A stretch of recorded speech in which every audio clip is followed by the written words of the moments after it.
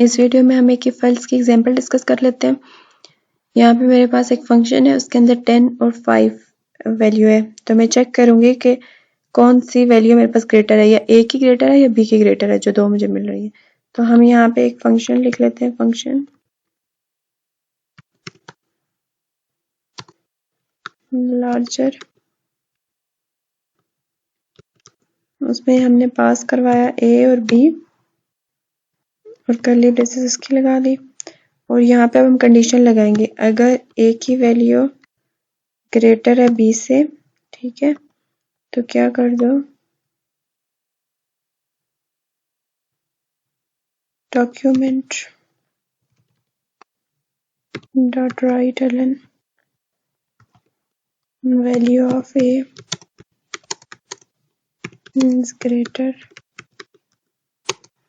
और यहाँ पे स्पेस देके और ए हम लिख लेते हैं, ठीक है। ये हमारी इफ है। अगर ये ग्रेटर नहीं है तो फिर बी ग्रेटर होगा।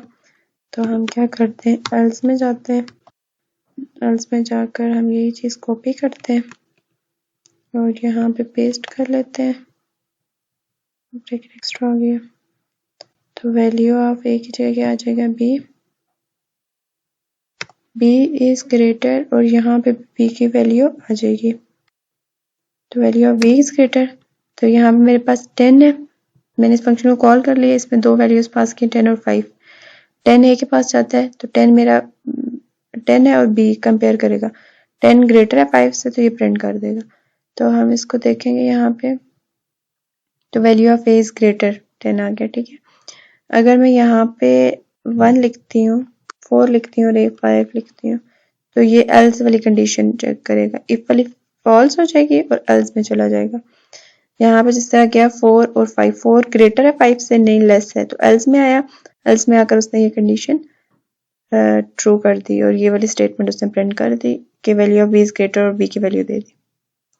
इस वीडियो में फिलहाल इतना ही, नेक्स्ट वीडियो मिलते हैं।